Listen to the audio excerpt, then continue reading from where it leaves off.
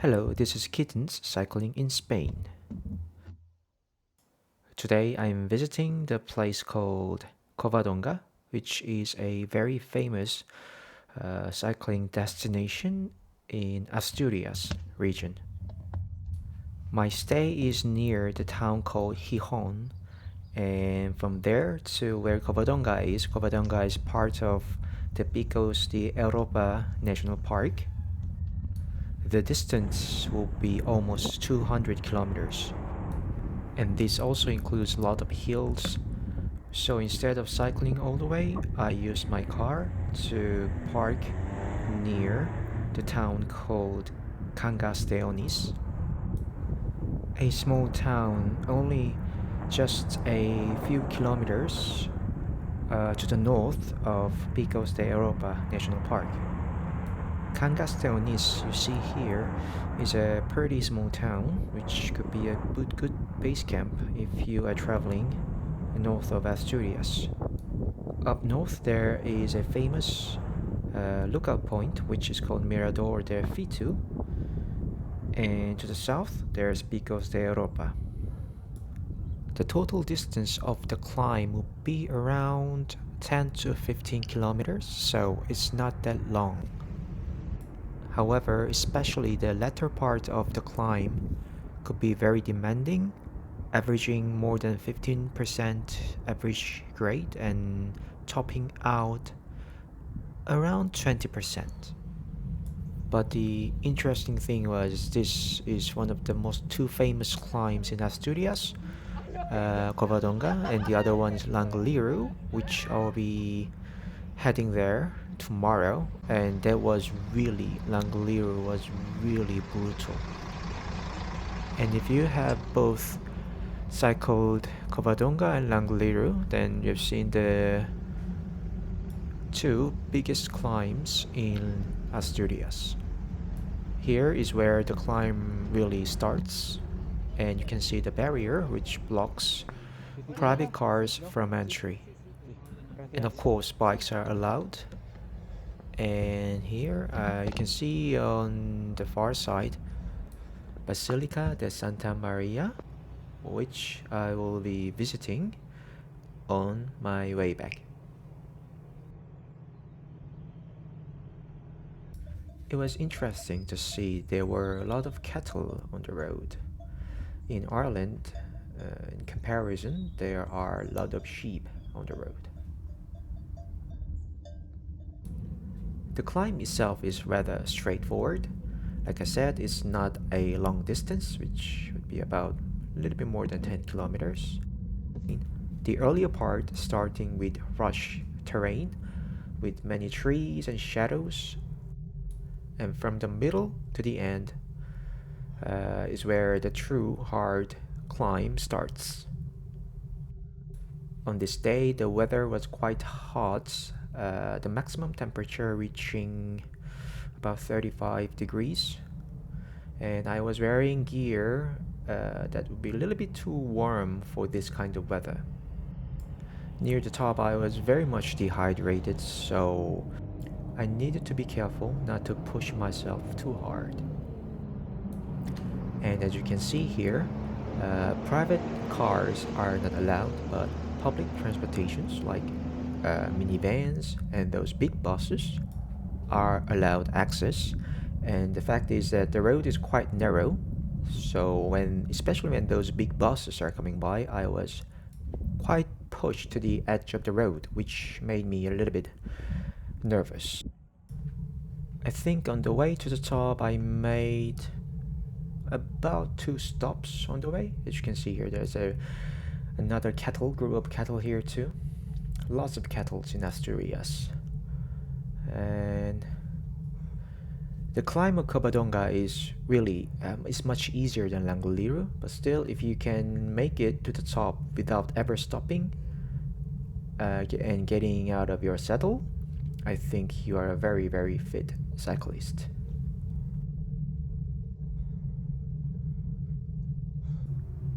One thing that was new to me was that this constant climb of average grade like more than 15-16% When the grade of the slope goes higher than like 17 to 18%, the problem is the posture of my bike. The thing is, the front wheel, the front of my bike goes up so high compared to the flat ground.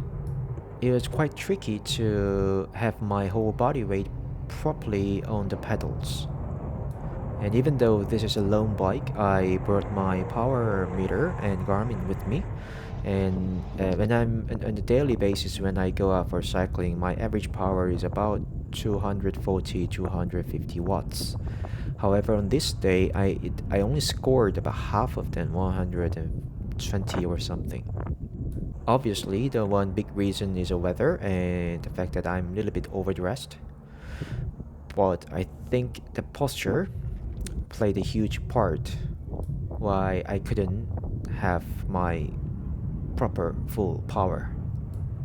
And this even got worse in Langliru, where the average grade goes more than 18% and maximum hits 23.5%.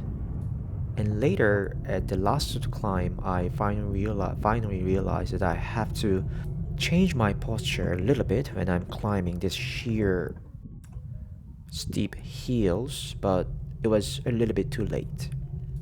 But hopefully, when I visit here next time, I will perform much better. Now finally arrived at Covadonga, pretty much the end of the climb. And on the right, you can see the lake Covadonga, but here at the crossroads, I will be going straight up to Lake Erythina to have a cup of coffee because that's near the lake. There's a restaurante called Rosa where they serve great coffee and good desserts. Here I was already very much dehydrated, so I had to go a bit slow and not to sweat too much.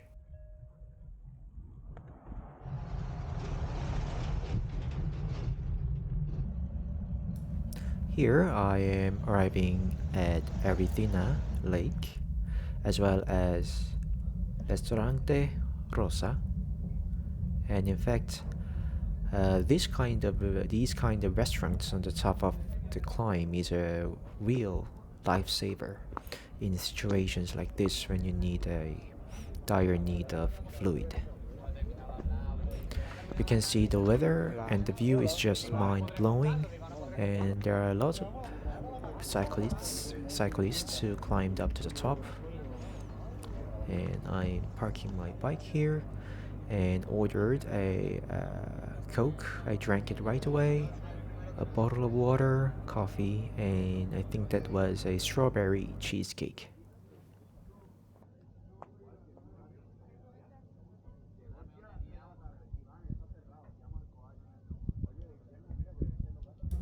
One thing you have to keep in mind is about drones.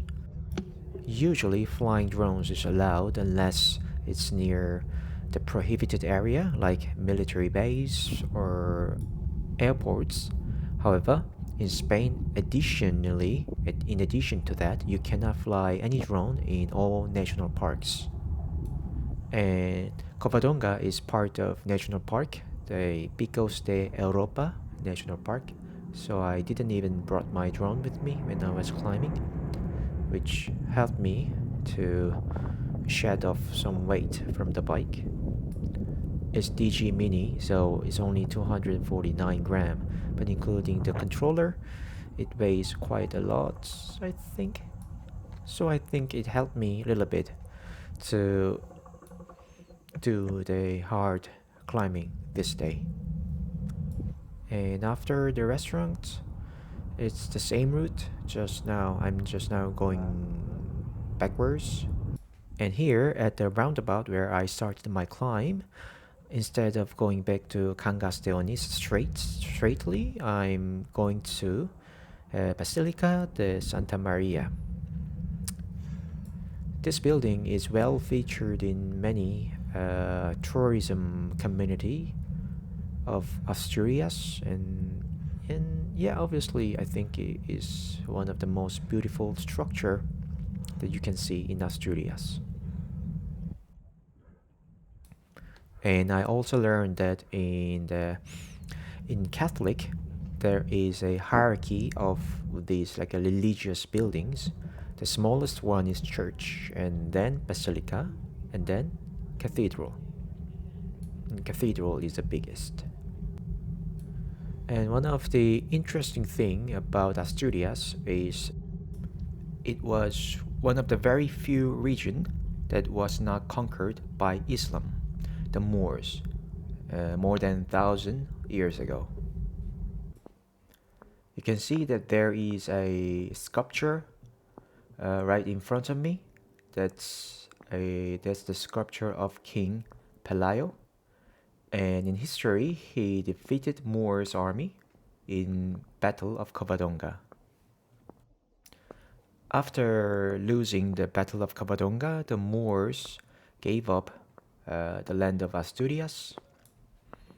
And I heard that still the people in Asturias, they have the pride of that memory and history.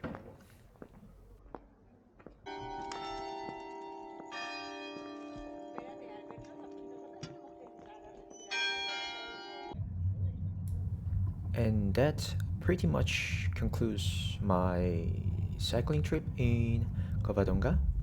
And now I'm returning back to Cangas de Onis, where I parked my car, and I'll be driving home, driving to my stay accommodation. And the one other thing I like to mention about Asturias, which I really liked, is food. In South Korea, where I'm from, we eat the stomach of cow, and that's the one thing that I really missed in Ireland, because in Ireland you usually don't eat the inside of animals. But here in Asturias, there is a local, a traditional dish called callos, which is basically a soup of a cow's stomach. And there's a small town from my accommodation, south of my accommodation, called Norenia, and I went there almost every night during my stay in Asturias and had that callos. It was so nice, and it really reminded of the taste of my hometown. And I heard that I also had like a fried chorizo cutlet, which is cachopo, and I heard that it's becoming more and more famous among the young people in Asturias. But personally, because I prefer non-fried food, callos was my best dish that I really enjoyed in Asturias. Now I'm back at the place where I parked my car, and I will be driving to my accommodation. And tomorrow I will be going to a very hard climb called Langurliru. And yeah, that's pretty much it. Thank you for watching, and see you in my next video.